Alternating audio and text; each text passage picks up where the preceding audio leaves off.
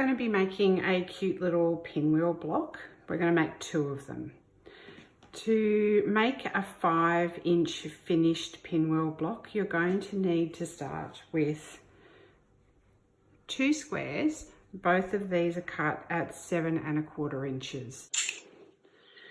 First thing that we're going to do is draw a line from one corner to the other corner, diagonally across on one of the pieces of fabric in both directions. The fabric's right sides together, and we're going to go and sew 1/4 inch down each side of both lines. So we have our 2 squares with right sides together. I'm going to pop these squares under my presser foot and just line it up so that the drawn line is right on the edge of your 1/4 inch foot, and then just sew down one side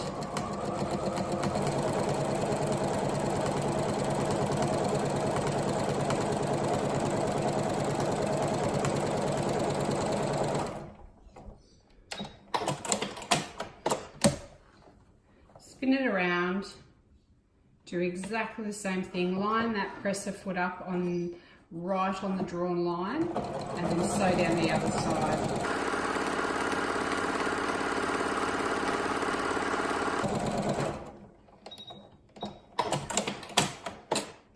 So that's one line, and now we need to do the other line. And just follow the same method, just make sure that when you pop your presser foot down, the edge is lined up on the drawn line, and sew down both sides.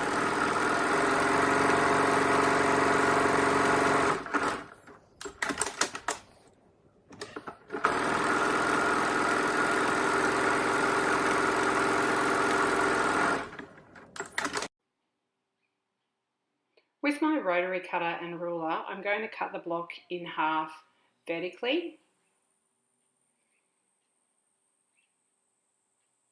horizontally, and also along both of the drawn diagonal lines.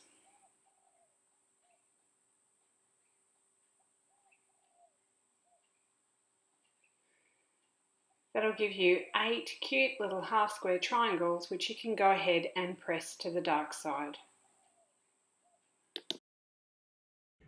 So with our nice pressed half square triangles, we need to trim them so that they're all a uniform size. It really helps with accuracy. There's a couple of ways that you can trim them. My favourite is using one of these block lock rulers.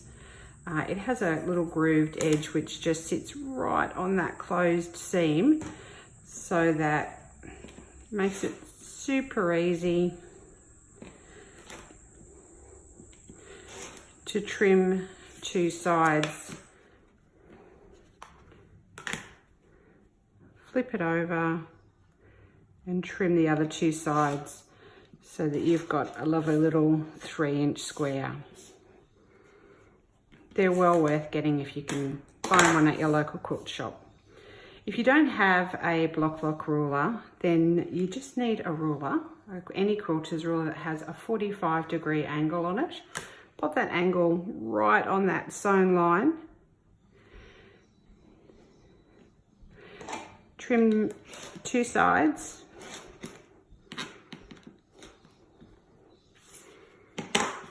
Flip the block. Put that 45-degree angle back on that sewn line, and this time we're just going to make sure that the 3-inch, we're cutting 3-inch half square triangles, is right on the edges of those cut sides. Trim the other 2 sides. Perfect. Once you've trimmed all of your half square triangles, grab 4 of them and arrange them to form the pinwheel block. You'll note that each of them just rotates 90 degrees. Then go ahead and sew the top row together and the bottom row together. So when you're sewing these half square triangle pairs together, I like to put a couple of pins in along the side that I'm going to sew for 2 reasons. I think it helps with the accuracy, and I also find that it means that I don't sew on the wrong side. So I've popped it in my sewing machine with the presser foot right on the edge of the two pieces of fabric. This is a 1/4 inch foot, and then just start sewing straight down.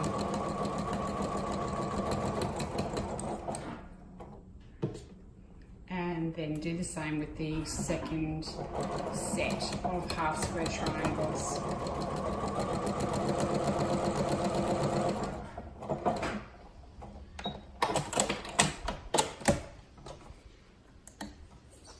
So there you go, first set with, it looks a little funny at the moment, but when we put the two together, this will disappear into the seam line and you'll have nice 4 little points joining in the middle there. Give the blocks a good press with the fabric to the dark side, and then you can just flip over one on top of the other and sew 1/4 inch down this side. Before you sew the two halves of the pinwheel block together, it's worth using a couple of pins, one through the middle, one at the end, and then you can just hold the start. Pop it under your presser foot. Make sure that the fabric is lined up on the edge of your presser foot so you get a nice 1/4 inch seam, and then just start sewing. Slow down a little bit when you get to the middle. There's a little bit of bulk there, and slowing down will help make sure that you keep that nice accurate seam.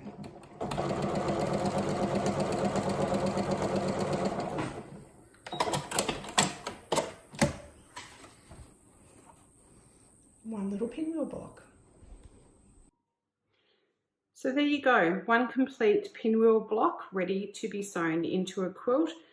With the method that we use for making the half square triangles, you'll be able to make 2 out of those original 2 squares.